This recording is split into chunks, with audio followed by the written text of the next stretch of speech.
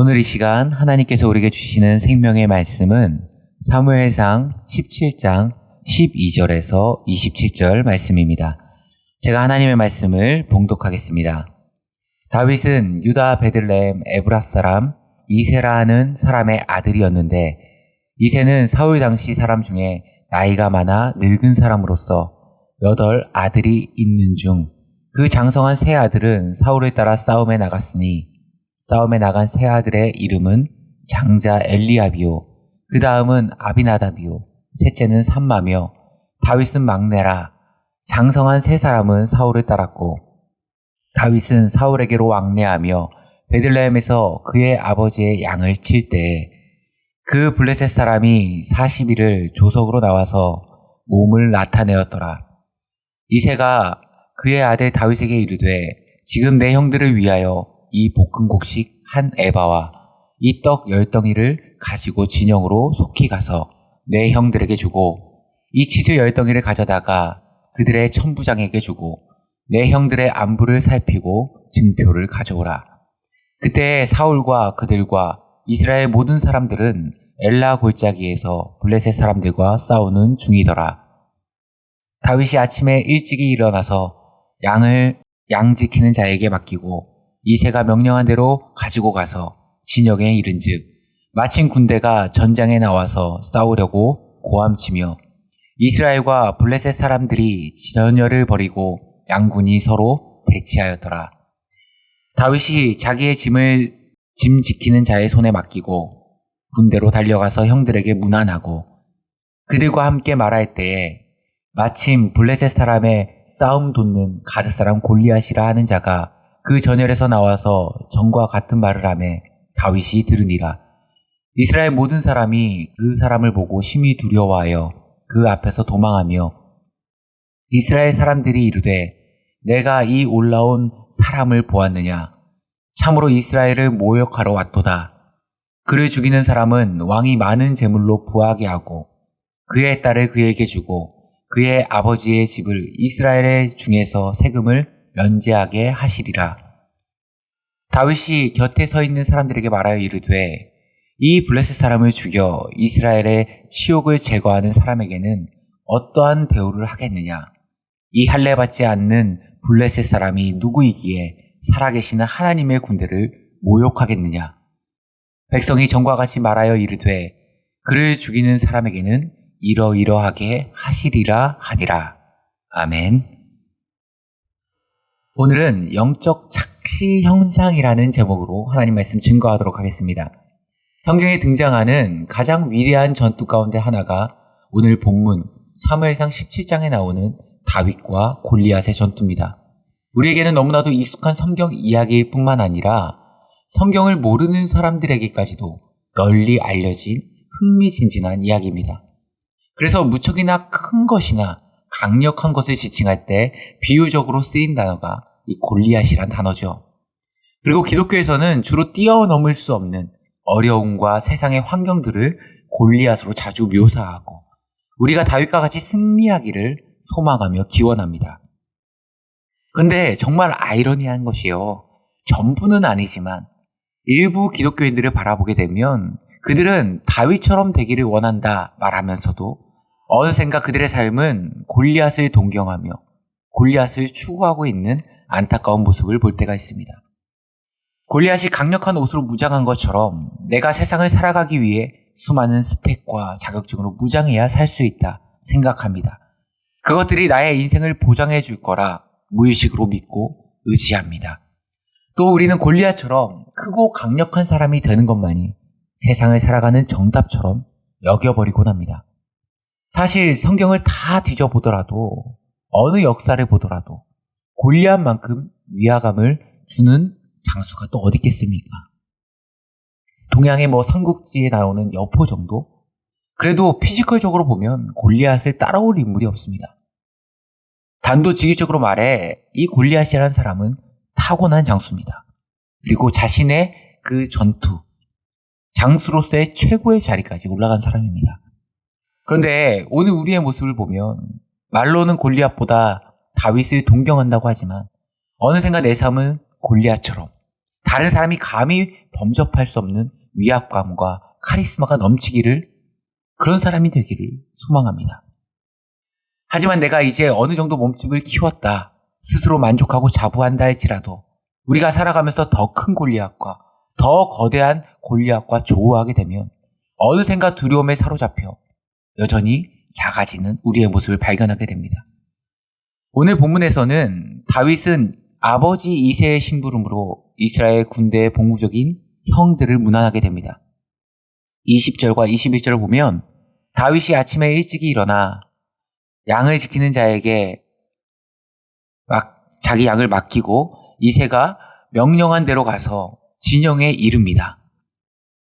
마침 이 진영을 도착했을 때 군대에서 전장에서 싸우는 고함 소리가 들려오게 되죠. 그리고 21절 보시면 이스라엘과 블레셋 사람들이 이 진영을 세우고 양군이 서로 대치하는 모습을 보게 됩니다. 다윗이 형들을 문안하고 있을 때 마침 블레셋 진영에서 거대한 장수 하나가 전열 앞에 나와서 큰 소리를 칩니다. 오늘 본문에서 나온 싸움을 도두는 자는 문자적으로 둘 사이의 사람이라는 뜻인데요. 고대 전장 때는요, 양쪽의 대표가 나와서 1대1로 승부의 전쟁의 승패를 결정짓는 일기토, 관습이 있었습니다. 쉽게 말해 블레셋 진영을 대표하는 가장 강력한 장수, 대표 전사가 골리앗이었다는 겁니다. 그리고 블레셋 진영의 가장 강력한 장수가 나와서 이제 온갖 모욕과 수치를 퍼붓는 겁니다. 아니, 근데 자신 있으면 화가 나면 나와보라는 거죠. 이스라엘을 욕하고 또 이스라엘이 사랑하는 하나님을 모욕하는 소리, 욕설과 저주와 비방을 퍼붓고 있는 겁니다. 이러한 상황 속에서 오늘 성경은 하나님의 백성의 군상 속에서 두 부류의 사람을 조명합니다. 첫 번째 부류는 골리앗의 기세에 두려워 떠는 이스라엘 군대죠. 오늘 24절 보시면 이스라엘 모든 사람이 그를 보고 심히 두려워하여 그 앞에서 도망하며, 모든 사람, 그 자리에 군사로 이스라엘 군병으로 있는 그 모든 사람이, 하나님의 백성이 두려워서 걸음아 나 살려라 주랭랑치는 그 가운데 오직 한 사람 다윗만은 뭐라고 이야기합니까? 26절, 다윗이 곁에 서 있는 사람들에게 말하여 이르되 이 블레셋 사람을 죽여 이스라엘의 치욕을 제거하는 사람에게는 어떠한 대우를 하겠느냐? 이 할례 받지 않은 블레셋 사람이 누구이기에 살아계시는 하나님의 군대를 모욕하겠느냐? 살아계신 하나님의 군대를 모욕하는 저 대상은 마땅히 처단해야 될 대상에 불과한 겁니다.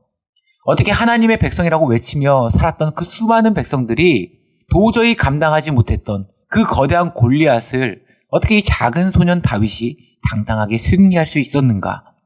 오늘 이 새벽 우리가 한 가지 묵상을 나누자면 다윗의 승리 정략은 세상의 시각이 아닌 믿음의 시각으로서 세상을 바라보아야 한다는 것입니다. 우리가 살아가면서 가장 많이 하고 의존하고 신뢰하는 것은 바로 눈입니다. 눈으로 보는 것만이 또 진실이라고 전부라고 생각합니다. 이게 바로 세상이 추구하는 시각입니다. 눈으로 보이는 것만이 진실이야. 하지만 믿음의 시각은 다릅니다. 성경의 믿음의 장이라고 불리는 히브리서 11장에서는요. 믿음을 이렇게 정의합니다. 믿음은 바라는 것들의 실상이요 보이지 않는 것들의 증거니. 믿음은 우리 눈의 판단을 뒤집어버리고 전복시켜버리는 것이라 이야기합니다. 자기의 경험, 자기의 체험이 우리가 세상을 바라보는 전부가 아니라는 겁니다. 여러분, 여러분의 눈을 얼마나 신뢰하십니까? 2002년 월드컵이 열렸을 때 수많은 사람들이 축제 분위기를 누리고 신났던 것 같습니다. 많은 사람들이요 새벽까지도 그 승리의 기쁨을 누리고 함께 즐거워하며 온 나라가 축제 분위기였는데요. 저는 마침 제 친구가 군대 휴가 나왔을 때 오토바이가 있어서 처음 그때 오토바이라는 걸 타봤습니다. 근데요, 한 80km 정도를 가니까 너무 무섭더라고요. 엄청 빠르구나. 엄청 속도감 있구나. 하지만 우리가 비행기 안에 탑승했을 때 창밖을 보면 어떻게 보이죠? 마치 비행기가 서 있는 것으로 보입니다. 제가 경험한 걸로, 제가 느끼는 바로는 오토바이가 비행기보다 훨씬 빠르다고 느껴집니다. 하지만 실제는 어느 게 더 빠릅니까? 비행기죠. 시속 900km로 나가는 비행기와 80km 달리는, 90km로 달리는 오토바이는 비교가 안 되죠. 그러니까 우리가 느끼는 경험은요, 확실히 정확한 완벽한 판단의 기준이 아닐 수 있다는 겁니다. 세상이 말하는, 우리에게 제시하는 것들, 내 눈이 확신하는 것들, 어떻게 보면 우리가 인생을 살아가면서 믿음의 눈으로 바라봤을 때 그것은 철저한 착시 현상일 수도 있다는 겁니다. 오늘 다윗이 수많은 이스라엘 백성이 떠는 가운데서도 골리앗에게 담대하게 믿음으로 선포할 수 있었던 이유, 그는 세상의 착시 현상에 움츠려든 것이 아니라 17장 47절 보시면 뭐라고 외칩니까? 또 여호와의 구원하심이 칼과 창에 있지 아니함을 이 무리에게 알게 하리라. 전쟁은 누구에게 속한 것인지 여호와께 속한 것인지 그가 너희를 우리 손에 넘기시리라. 이 모든 전쟁의 성패와 이 전쟁에서의 승리가 칼과 창에 있지 아니하고 누구에게 속했다 말합니까? 여호와께 속한 것인지 하나님의 손에 달렸다는 것을 정확하게 볼 수 있는 믿음의 눈이 있었다는 겁니다. 오늘 말씀을 정리하도록 하겠습니다. 우리가 사는 세상, 다양한 염려와 걱정, 근심, 때로는 어떤 것들은 몸집을 크게 불려 우리에게 골리앗처럼 다가올 때가 있습니다. 그리고 속삭입니다. 너는 이길 수 없어. 하나님은 아무것도 바꿀 수 없어. 거짓된 속삭임과 우리에게 영적 착시 현상으로 다가올 때 우리가 해야 될 것은 무엇입니까? 전쟁은 여호와께 속한 것인지 믿음의 눈을 다시금 만군의 여호와 하나님께 영점을 조절하고 하나님의 능력을 붙들고 나아갈 줄 알아야 합니다. 세상에 거짓된 그 시각에 속는 것이 아니라 믿음의 눈을 들고 세상 사람이 보지 못하는 하나님을 바라보며 하나님의 능력을 붙드시는 주의 신실한 자녀 되시길 간절히 소망합니다. 함께 기도하겠습니다. 참 좋으신 하나님 아버지, 우리가 인생을 살아가며 눈에 보이는 세상의 몸짓과 그 거다함에 움츠러들고 주눅든 인생이 아니라 전쟁은 여호와께 속한 것인지 다시금 우리의 믿음의 눈을 들어 만군의 여호와 하나님을 바라보며 나아가는, 그래서 하나님의 능력을 붙들고 승리하는 주의 자녀들 되게 하여 주시옵소서. 이 모든 말씀 우리 주 예수 그리스도의 이름으로 기도드리옵나이다. 아멘. 생명의 말씀으로 나를 채우사 주의 길 예비케 하소서. 성령의 능력으로 길을 부르사 진리를 선포